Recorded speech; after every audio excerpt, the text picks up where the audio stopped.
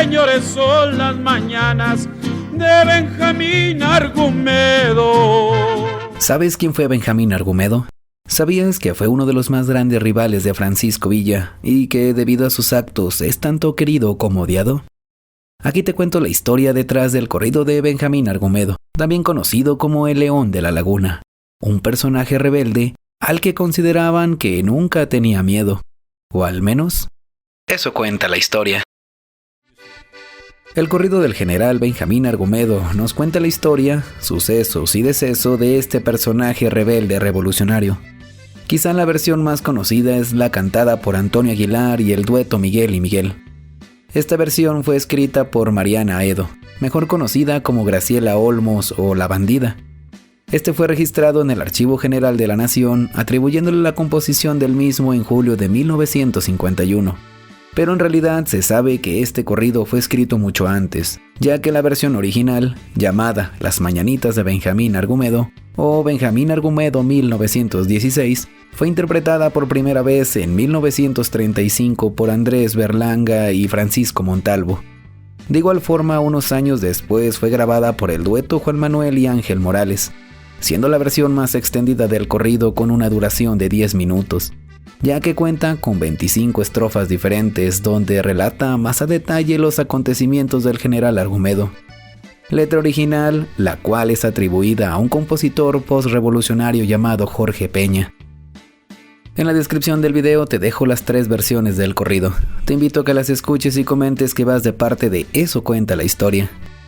Para esta historia nos basamos en investigaciones del reconocido historiador, el Dr. Javier García Diego, en publicaciones de la página del Archivo General de la Nación y en la mediateca del Instituto Nacional de Antropología e Historia. Antes de continuar con el video, quisiéramos mandar un saludo para Esther García, Agustín Pinales y Mario Alvarado, ya que son algunos de los suscriptores que nos sugirieron este corrido escribiéndolo en los comentarios. No olvides sugerir el tuyo. Para empezar a cantar pido permiso primero. Señores, son las mañanas de Benjamín Argumedo.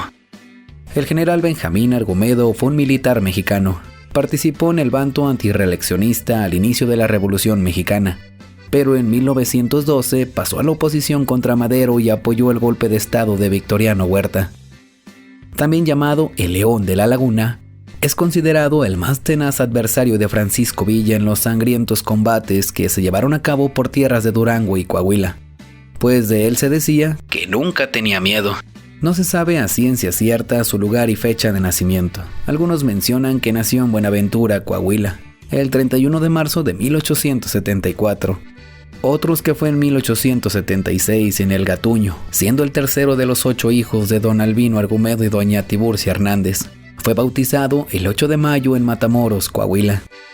Durante su juventud fue sastre y talabartero, y como muchos en esa región, no poseía tierras. No se sabe con certeza si Benjamín Argumedo participó en actividades prerevolucionarias. Sin embargo, el pueblo de Matamoros siempre simpatizó con los ideales de Francisco y Madero y editaba La Lucha, un periódico de filiación maderista. Además, uno de los lugares en que se desató mayor violencia después de la crisis de 1907 fue en la hacienda de Santa Teresa, donde Argumedo trabajaba como talabartero. Probablemente Argumedo participó en estos desórdenes, ya que poco después se uniría a la lucha de 1910 a las órdenes de Sixto Ugalde y más tarde de Enrique Adame Macías, con quien tomó Matamoros el 9 de febrero de 1911. También se dice que Argumedo estuvo a la cabeza de las guerrillas de Iguilita y Matamoros. En abril y mayo, junto con Adame Macías, Argumedo dirigió el ataque a Parras, donde la mayor parte de la población se les unió, por lo que tuvieron que reorganizar sus tropas, las que dividieron en 2 grupos. Argumedo al mando de 300 hombres y fue ascendido a teniente coronel. Tomó Viesca y después, bajo el mando de Emilio Madero, colaboró en la captura de Torreón. De hecho, cuando las tropas estaban listas para atacar, Argumedo inició el asedio de manera inesperada, dando la victoria a las fuerzas maderistas y demostrando su gran capacidad militar. Al triunfo del maderismo, nuevos conflictos surgieron en la región.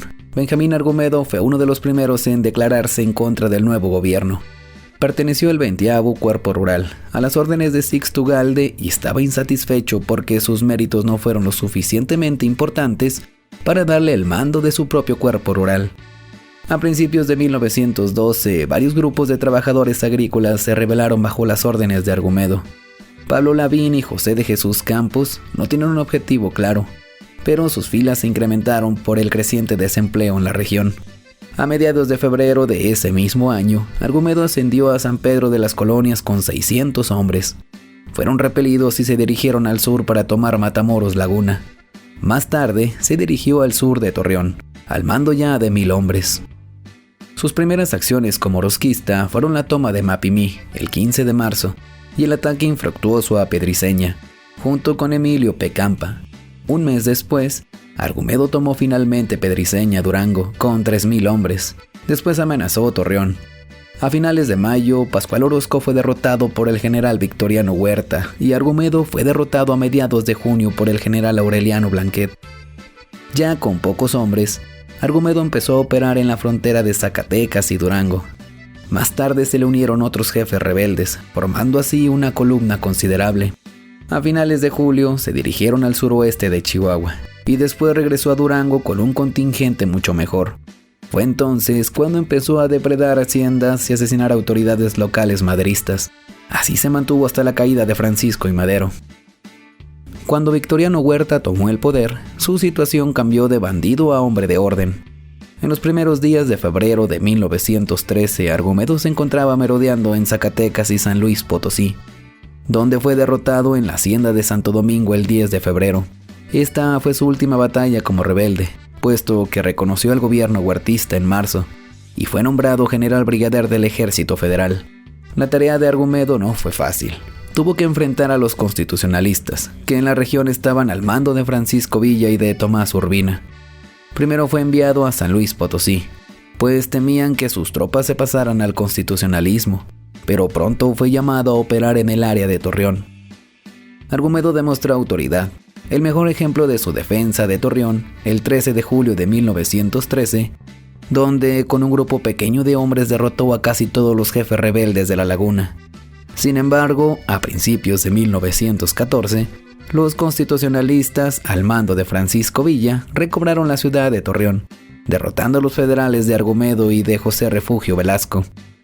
Estos tuvieron que replegarse al sur. Más tarde, Francisco Villa volvió a derrotar a Argumedo y al ejército federal en la famosa batalla de Zacatecas a finales de junio de 1914. Con la victoria de los constitucionalistas sobre el régimen de Victoriano Huerta, Argumedo inició otra fase de su lucha revolucionaria, pasando de nuevo a la rebeldía. Y fue así que se negó a aceptar los tratados de Toloyoacán y se levantó contra el gobierno de Venustiano Carranza, convirtiéndose otra vez en rebelde. Empezó a operar en la frontera de Puebla y Morelos, en ocasiones al lado de Juan Andreu Almazán e Higinio Aguilar, en otras al lado de Emiliano Zapata. Pronto fue derrotado en Puebla, donde fue herido. Después lo enviaron a defender Tezontepec y siguió participando en otras actividades militares, donde fue constantemente derrotado.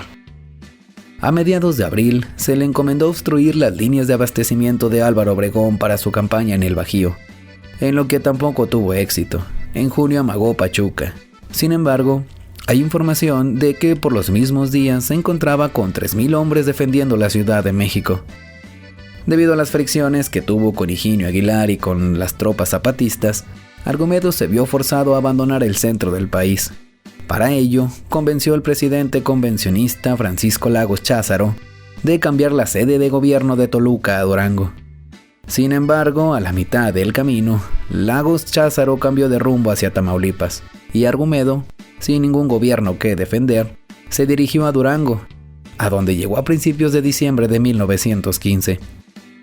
A finales de enero de 1916, las fuerzas de Domingo Arrieta y de Fortunato Maicote derrotaron a Argumedo, quien resultó gravemente herido. Argumedo se ocultó en la Sierra de los Reyes, pero el general Francisco Munguía lo aprendió el 4 de febrero en el rancho El Paraíso. Lo enviaron a Durango, donde un consejo de guerra extraordinario lo condenó a pena de muerte. Argumedo quería que su ejecución fuera en público, ya que pretendía que por esto el pueblo se rebelara y se levantara en armas, haciendo un motín y que aún después de muerto siguiera una rebelión del pueblo. Cosa que no fue concebida y este fue fusilado el 1 de marzo de 1916 en el Panteón de Durango. A Benjamín Argumedo, junto con otros militantes, se le atribuye uno de los pasajes más crueles y violentos que han ocurrido en territorio mexicano, ya que el 15 de mayo de 1911 ordenó la matanza de chinos en Torreón, Coahuila, y en la voz de «Maten a todos los chinos». 303 chinos fueron cruelmente asesinados sin deberla ni temerla, siendo uno de los actos de racismo y xenofobia más grandes en la historia de México. Aunque algunos historiadores aseguran que Benjamín Argumedo solo fue el chivo expiatorio de Emilio Madero, quien rápidamente deslindó responsabilidades del acto. Siempre yo ya me despido, porque cantar ya no puedo. Aquí da fin el corrido de Benjamín Argumedo. Y esta fue la historia detrás del corrido de Benjamín Argumedo, un personaje que después de pasar por muchos terminó sus días sin apoyar a algún bando, y es recordado por sucesos heroicos como trágicos. No nos queda más que agradecer a todos nuestros escuchas. Recuerda que cada semana te presentamos nuevas historias. Mi nombre es Martín Santana, y si te gusta este tipo de historias e investigaciones, por favor no olvides darle like, suscribirte y compartir. Así crecerá el canal y habrá más y más historias detrás de los corridos que tanto nos gustan. O al menos, eso cuenta la historia.